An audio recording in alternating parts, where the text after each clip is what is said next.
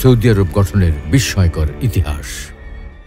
প্রিয় দর্শক, বিশ্বের সর্বশ্রেষ্ঠ ও দুর্দান্ত প্রতাপের অধিকারী অটোমান সাম্রাজ্য এবং প্রথম বিশ্বযুদ্ধের জটিল সমীকরণ পেরিয়ে গঠিত হয়েছে আজকের সৌদি আরব। দুই পবিত্র মসজিদের এই দেশ পৃথিবীর ১৯তম শীর্ষ অর্থনীতির দেশ এবং বিশ্বের প্রধান অর্থনৈতিক শক্তিধর দেশগুলোর সংগঠন G20-র একমাত্র আরব সদস্য। অন্যদিকে দেশটির হাতে এশিয়ার পঞ্চম বৃহত্তম ও সবচেয়ে বড় আরব দেশের তকমাও রয়েছে। তবে আশ্চর্যের বিষয় হল, ধর্মীয় ও আধ্যাত্মিক এবং রাজনৈতিক ও অর্থনৈতিকভাবে সমৃদ্ধ বিশাল এই দেশটি গঠন করেছেন মাত্র ২০ বছর বয়সী এক তরুণ। কিন্তু কিভাবে সম্ভব হলো এত অল্প বয়সে এত বিশাল রাষ্ট্র গঠন? অত্যন্ত বিস্ময়কর ও কৌতূহলোদ্দীপক এই বিষয়টি নিয়ে আমাদের আজকের এই আয়োজন। তো চলুন দেরি না করে বিস্তারিত আলোচনা শুরু করা যাক। এক নজরে বর্তমান সৌদি আরব। প্রিয় দর্শক, আধুনিক সৌদি আরব মোট ৩টি পর্বে গঠিত হয়েছে, যার শুরুটা হয়েছে ১৭২৭ সালে এবং সমাপ্ত হয়েছে ১৯৩২ সালে। তার মানে সৌদি আরব বর্তমান সীমানায় পৌঁছাতে সময় লেগেছে ২০৫ বছর। এই দীর্ঘ সময়ে বিশ্ব রাজনীতিতে নানা রকম পরিবর্তন সাধিত হয়েছে। যেমন এই সময় প্রথম বিশ্বযুদ্ধ সংঘটিত হয়েছে এবং অটোমান সাম্রাজ্যের পতন ঘটেছে।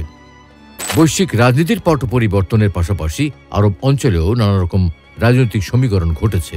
ফলে বিষয়গুলো ভালোভাবে বোঝার জন্য প্রথমে বর্তমান সৌদি আরবের কিছু মৌলিক তথ্য জেনে নেওয়া দরকার।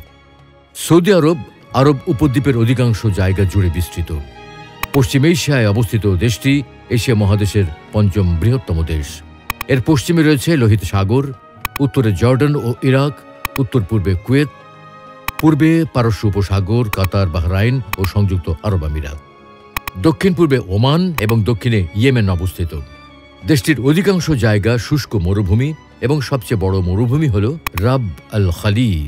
তবে এখানে সমভূমি, স্টেপ বা ঘাস লতাপাতা বিশিষ্ট জায়গা যেমন আছে, তেমনি রয়েছে প্রচুর পাহাড় পর্বত।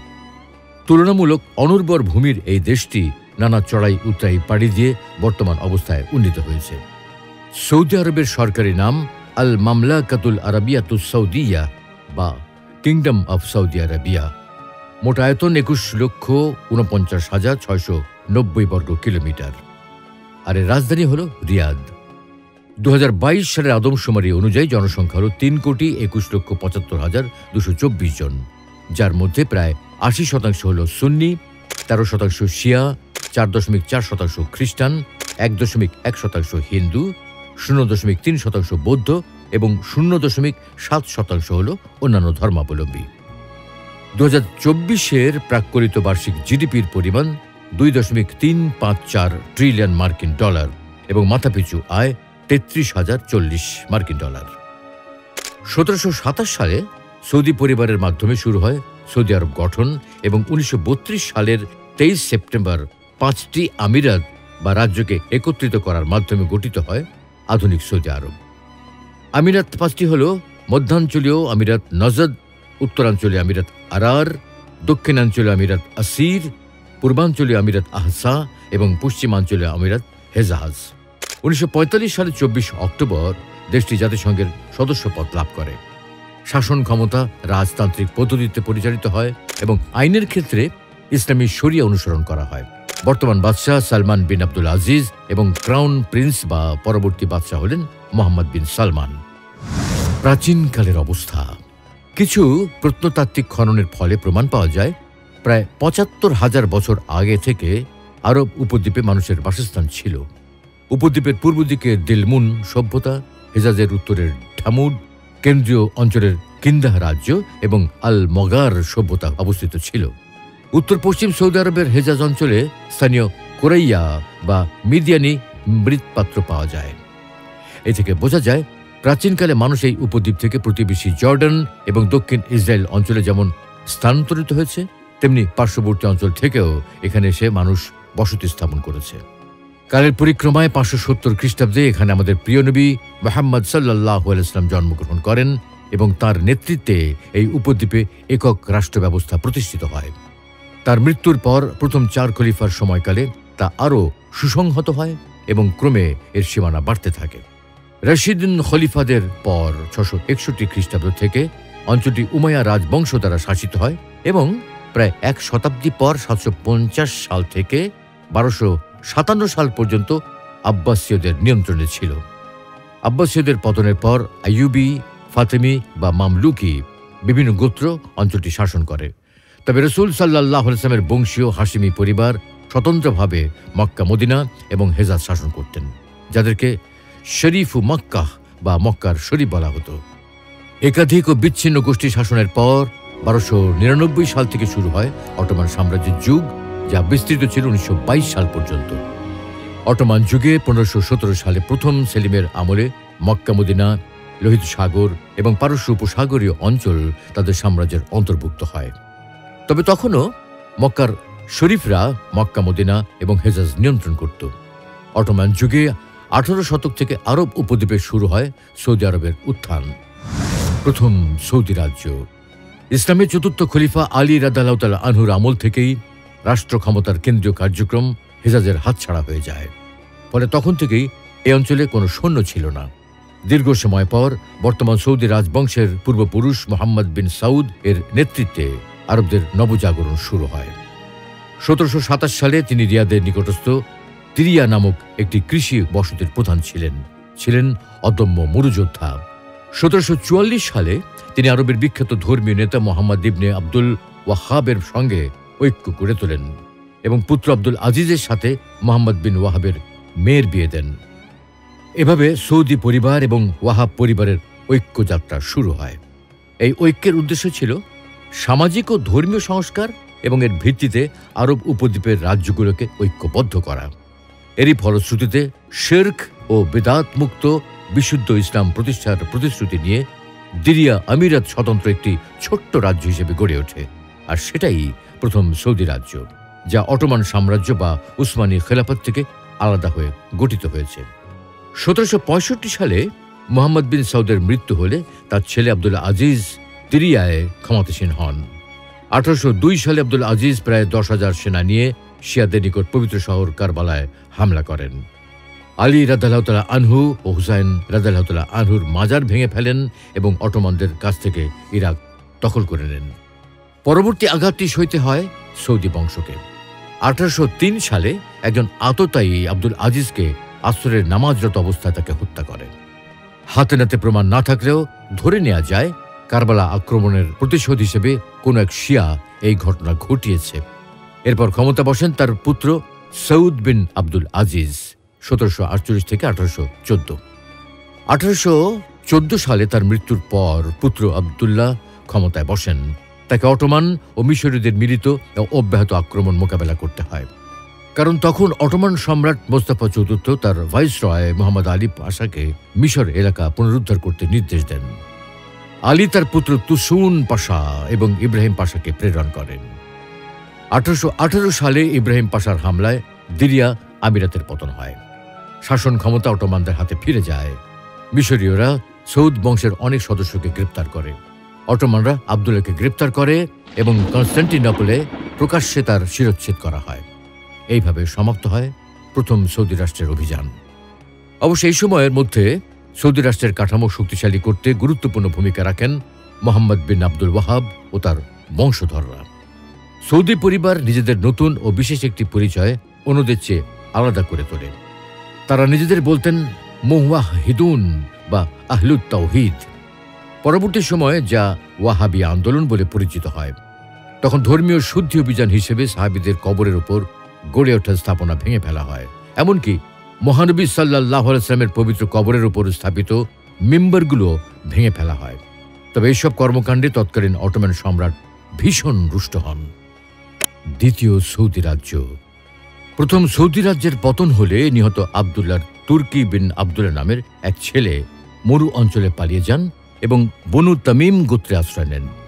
1821 সালে তিনি আত্মগোপন থেকে প্রকাশ্যে আসেন এবং অটোমানদের বিরুদ্ধে বিদ্রোহ ঘোষণা করেন। তিনি প্রাণান্ত লড়াই করে 1824 সালে অটোমানদের নিয়োজিত মিশরীয় শাসকদের হটিয়ে আবারও দিরিয়া এবং রিয়াদ দখল করে নেন।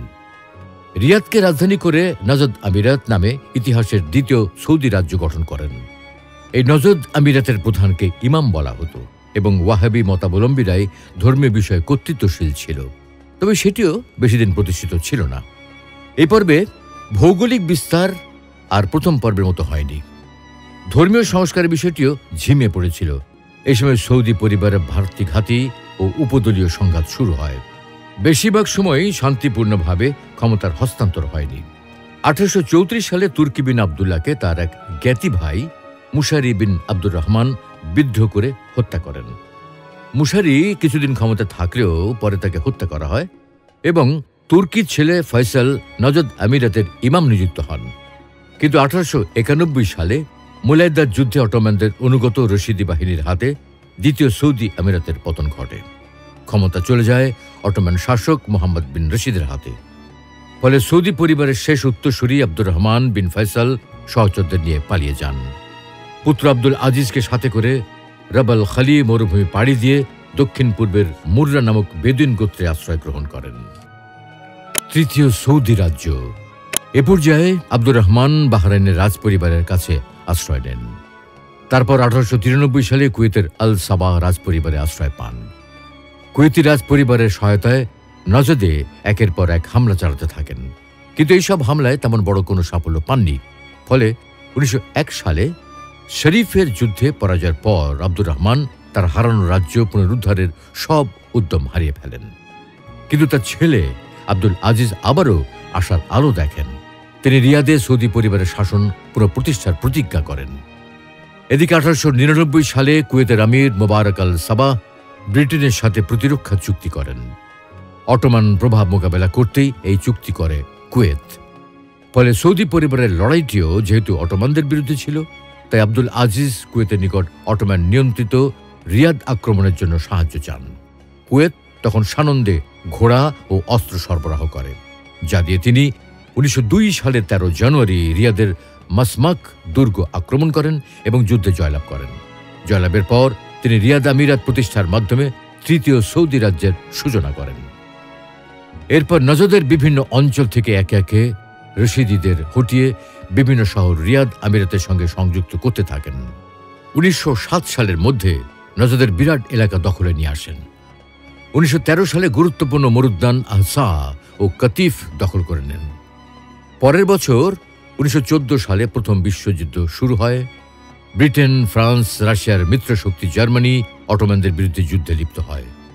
যুদ্ধ চলাকালে 1915 সালের ডিসেম্বরে আব্দুল আজিজ ব্রিটিশদের সাথে দারিন চুক্তি স্বাক্ষর করেন। ব্রিটিশদের পক্ষে মধ্যপ্রাচ্য প্রধান major general sir Percy Cox চুক্তিতে স্বাক্ষর করেন, আর এই চুক্তি মোতাবেক সৌদি রাজত্ব ব্রিটিশদের প্রোটেক্টরেটে পরিণত হয়।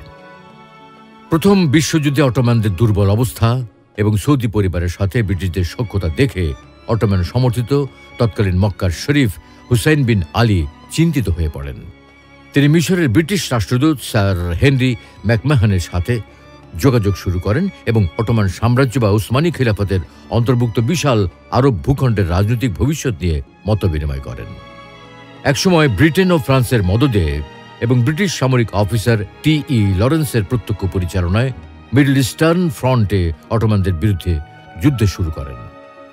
এই টি.ই. লরেন্সই পরবর্তী সময় লরেন্স অফ অ্যারেবিয়া নামে পরিচিত হন, যাকে নিয়ে হলিউডে চলচ্চিত্র নির্মাণ করা হয়েছে। তো যাই হোক, অবশেষে অটোমানরা প্রথম বিশ্বযুদ্ধে পরাজিত হয়। 1918 সালে প্রথম বিশ্বযুদ্ধে অটোমানদের পরাজয়ের মধ্যে দিয়ে 1300 বছর পর মধ্যপ্রাচ্য মুসলিম খিলাফতের হাতছাড়া হয়ে যায়। পুরস্কার হিসেবে ব্রিটিশরা হুসাইন বিন আলীর দ্বিতীয় ছেলে আবদুল্লাহকে জর্ডানের রাজত্ব এবং তৃতীয় ছেলে ফয়সালকে ইরাকের রাজত্ব প্রদান করে, আর হুসাইনকে হেজাজ অঞ্চল তথা মক্কা মদিনার শাসক পদে বহাল রাখে। ফলে এবার সৌদি পরিবার কিছুটা বেকায়দায় পড়ে যায়, কেননা ব্রিটিশদের সহায়তায় তাদের প্রতিপক্ষ হুসাইন পরিবার 3 দেশে রাজত্ব পেয়ে যায়। অবশ্য তখনও রিয়াদ আমিরাত সৌদি পরিবারের হাতেই থেকে যায়। এদিকে যুদ্ধের পর ব্রিটিশরা আব্দুল আজিজকে উদ্বৃত্ত গোলা বারুদ দিয়ে দেয়, আর ওই অস্ত্র ও গোলা বারুদ নিয়ে সৌদিরা দক্ষিণ পশ্চিম আরব অঞ্চলে ক্রম ধ্বংসমান অটোমানদের অনুগত রশিদিদের উপর আক্রমণ শুরু করে। 1922 সালে রশিদিরা পরাজিত হয়। ফলে সৌদি পরিবার নিয়ন্ত্রিত ভূখণ্ডের পরিমাণ দ্বিগুণ হয়ে ওঠে এবং ইরাকে নিযুক্ত ব্রিটিশ রাষ্ট্রদূত পার্সি কক্সের মধ্যস্থতায় স্বাক্ষরিত উইকার প্রোটোকলের আওতায় এই বিশাল অঞ্চলে সৌদি রাজত্ব স্বীকৃতি লাভ করে। এই সময় পর্যন্ত আব্দুল আজিজ হেজাজের শাসক হুসাইনের সাথে কোনো সংঘাতে জড়াননি। তবে 1924 সালের 3 মার্চ মোস্তফা কামাল পাশা তুরস্কে অফিসিয়ালি অটোমান খিলাফত বিলুপ্ত ঘোষণা করে। হুসাইন বিন আলী তখন খিলাফতের পতনে ব্যথিত হন এবং ব্রিটিশদের ক্ষুব্ধ হওয়ার আশঙ্কা সত্ত্বেও 5 মার্চ নিজেকে মুসলিমদের খলিফা ঘোষণা করেন। ব্রিটিশরা স্বাভাবিকভাবেই এই ঘোষণা মেনে নেয়নি এবং হেজাজের শাসক হিসেবে হুসাইনের উপর থেকে সমর্থন প্রত্যাহার করে নেয়। এই সুযোগে আব্দুল আজিজ হেজাজ আক্রমণ করেন এবং 1925 সালের শেষ নাগাদ পুরো হেজাজ দখলে নিয়ে নেন। পরের বছরে 1926 সালের 8 জানুয়ারি মক্কা, মদিনা ও জেদ্দার গোত্রীয় নেতাদের সমর্থনে নিজেকে হেজাজের সুলতান ঘোষণা করেন। 1927 সালের 27 জানুয়ারি আগের নজদ ও বর্তমান হেজাজ মিলিয়ে kingdom of Najd and Hejaz ঘোষণা করেন। 4 মাস পর 27 মে ব্রিটিশদের সাথে সম্পাদিত 1915 সালের দারিন চুক্তির সমাপ্তি ঘটে এবং প্রোটেক্টরেট স্ট্যাটাস বাতিল হয়ে যায়। এই দিনে নতুন করে জেদ্দা চুক্তি করা হয়, যার মাধ্যমে ব্রিটিশরা কিংডম অফ নজদ অ্যান্ড হেজাজকে স্বাধীন হিসেবে স্বীকৃতি প্রদান করেন। পরবর্তী 5 বছর আব্দুল আজিজ তার 2 রাজত্ব রিয়াদ আমিরাত এবং নজদ ও হেজাজকে আলাদা রেখেই শাসন করে। অবশেষে তিনি 1932 সালের 23 সেপ্টেম্বর 2 রাজত্বকে একত্রিত করে এক রাজকীয় ফরমান জারি করেন। অধিকৃত আরব অঞ্চল নিজ বংশের পদবি অনুসারে আল মামলাকাতুল আরাবিয়াতুস সৌদিয়া বা কিংডম অফ সৌদি আরবিয়া বলে ঘোষণা করেন। তাই 23 সেপ্টেম্বর সৌদি আরবের জাতীয় দিবস হিসেবে পালিত হয়ে আসছে। 1938 সালে পারস্য উপসাগর উপকূল বরাবর আহসা অঞ্চলে প্রচুর পরিমাণে তেল আবিষ্কৃত হয় এবং 1949 সালে পুরো দমে উৎপাদন শুরু হয়, যা আব্দুল আজিজকে প্রভূত অর্থনৈতিক সাফল্য এনে দেয়। এরপর 1945 সালে তিনি প্রেসিডেন্ট ফ্র্যাঙ্কলিন ডি রুজভেল্টের সঙ্গে সাক্ষাৎ করেন এবং সৌদি সরকারকে সুরক্ষার বিনিময়ে মার্কিন যুক্তরাষ্ট্রে তেল সরবরাহ শুরু করেন। সুপ্রিয় দর্শক, 1902 সালে আব্দুল আজিজ যখন তৃতীয়বারের মতো সৌদি পরিবারের শাসন শুরু করেন, তখন তার বয়স সবে 20 ছুঁয়েছে এবং 1953 সালে মৃত্যু পর্যন্ত তিনি সৌদি আরব শাসন করেন। এরপর উত্তরাধিকার সূত্রে তার 6 পুত্র রাজ্যটি শাসন করেছেন এবং বর্তমান বাদশাহ সালমানও তারই সন্তান। তার মানে পৃথিবীর অন্যতম প্রধান তেল উৎপাদন ও রপ্তানিকারক এবং দ্বিতীয় বৃহত্তম হাইড্রোকার্বন মজুতকারী 2.354 ট্রিলিয়ন মার্কিন ডলারের 19তম শীর্ষ অর্থনীতির দেশ আজকে সৌদি আরব এই তরুণের হাতে প্রতিষ্ঠিত হয়েছে। আর এ কারণেই তাকেই আধুনিক সৌদি আরবের প্রতিষ্ঠাতার মর্যাদা দেওয়া হয়। ইসলামের ধর্মীয় সংস্কার আন্দোলনে সৌদি পরিবারের পূর্বসূরিদের সক্রিয় অংশগ্রহণ ছিল, যার ফলে ভারতীয় উপমহাদেশের উপনিবেশ বিরোধী লড়াইয়ের অনেক কিংবদন্তি মুসলিম ব্যক্তিত্বকে তা প্রভাবিত করেছিল। কিন্তু আধুনিককালে পশ্চিমা বিশ্ব তাদের কিছু কিছু কর্মকাণ্ড, সালাফি মতবাদ গ্রহণ ও মানবাধিকার লঙ্ঘনের কথা বলে তাদের সমালোচনা করে। যদিও মানব উন্নয়ন সূচকে দেশটির অবস্থান অনেক ঊর্ধ্বে এবং সরকারি হিসেব মতে অপরাধের হার প্রায় 0। এমন গবেষণা ভিত্তিক বিশ্লেষণ পেতে জ্ঞানের আলো চ্যানেলটি সাবস্ক্রাইব করতে ভুলবেন না। আল্লাহ হাফেজ।